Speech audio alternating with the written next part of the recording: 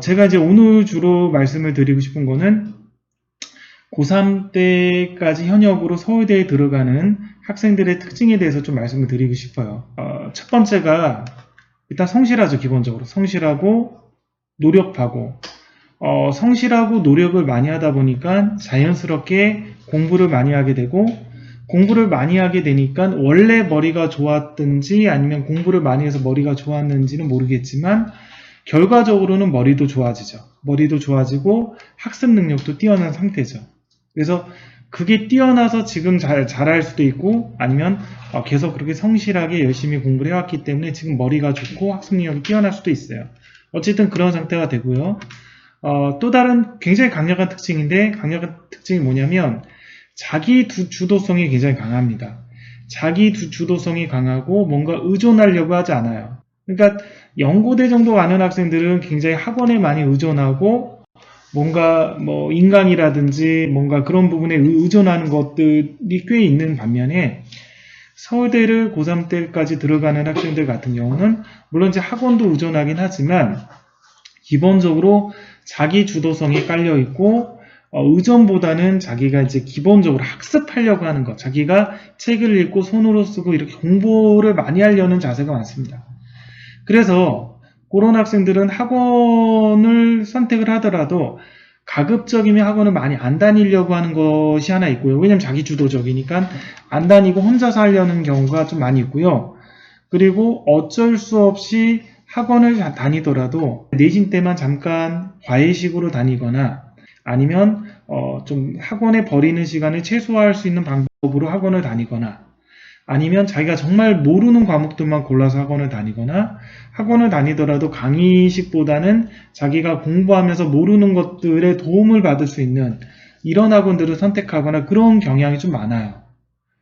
고등학교 때부터 팍 튀거나 중학교 때부터 튀었다라는 느낌보다는 초등학교 때부터 학부모의 올바른 그 학습 습관을 만들어줌에 의해서 초등학교 때부터 정말 이제 길러졌다라는 느낌이 많이 듭니다.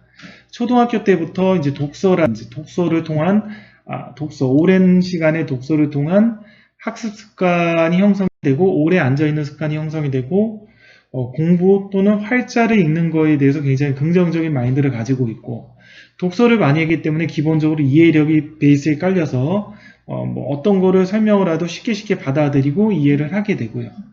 그 다음에 어렸을 때부터 부모님들이 올바른 방식으로 잘 지도를 했기 때문에 얘네들이 보면 인성적으로도 굉장히 좋습니다. 인성적으로 좋다는 것은 일단 굉장히 긍정적이고 할 수 있다라는 믿음도 많이 가지고 있고, 자존감도 굉장히 높아요. 자존감도 굉장히 높고, 그리고 부모님들이 학생의 의견을 굉장히 존중하는 느낌이 있어요.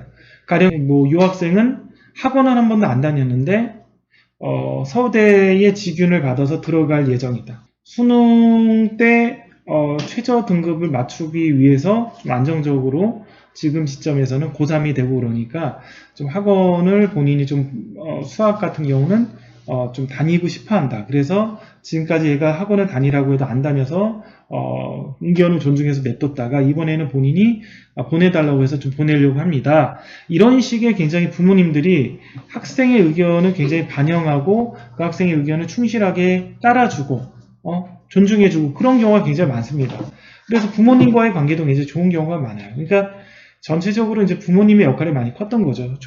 자, 이 학생들 중에 보면 이제 학원을 다니는 학생도 있어요. 수학학원을 가령 이제 제가 보면 뭐 중3 때부터 이렇게 가르쳐가지고 서울대 가는 학생들도 꽤 있는데, 그 학원을 다니는 경우는 어떤 공통점이 있냐면, 학원을 꾸준히 다니는 학생들 같은 경우는 일단 선행 진도가 주로 이제 이과 쪽, 저는 이과생들을 서울대 가는 학생들 많이 지도를 해봤는데, 이과 같은 경우는 이제 고1 때 이제 진도가 끝나요. 좀 빠른 학생은 고1 여름방학 때 이과 수학 진도가 다 끝나고, 근데 이게 억지로 해서 빨리 끝난 게 아니라 자연스럽게 잘하다 보니까 중학교 때부터 자연스럽게 하게 되고, 뭐 정석도 하게 되고, 실력 정석도 하게 되고, 자연스럽게 이게 고1 여름방학 때 속도가 맞춰져서 딱 끝나는 경우가 있고요.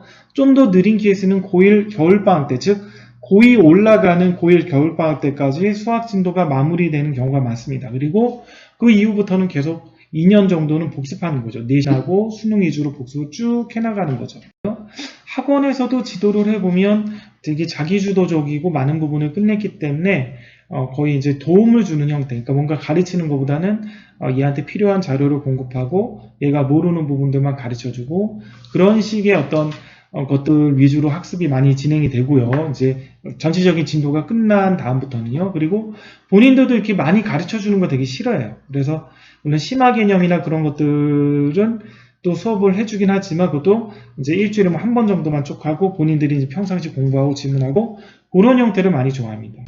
그리고 부모님들이 보면 대부분이 그러지 않은 부모님들도 계시지만 어머니가 특히 주부인 경우가 많이 있고 어머니가 주부이면서 자식들을 잘 관찰하면서 적시적소에 필요한 것들을 얘 의견을 충분히 반영해서 이렇게 공부를 많이 시켜준 거죠. 힘들지 않게 지치지 않게 어렸을 때 학습 노동에 이제 지치지 않게끔 잘 끌고 온 그런 케이스가 많습니다. 그래서 제가 봤을 때는 이제 고3 때 수시니까 수시로 서울대에 들어가려면 초등학교 때부터 부모님들 특히 어머님이 올바른 교육관을 가지고 잘 가다듬고 잘 이제 가르치고 이렇게 해와야지 가능하다라는 걸 알 수가 있습니다. 특히 수동적으로는 절대로 만들면 안 된다라는 걸 얘기를 꼭 드리고 싶어요. 억지로 한 공부 그리고 초등학교 때부터 학습노동 무수히 많은 숙제 주고 풀게 하고 빨리 끝내게끔 하고 그런 어떤 수동적으로 만드는 학습노동은 굉장히 안 했으면 합니다.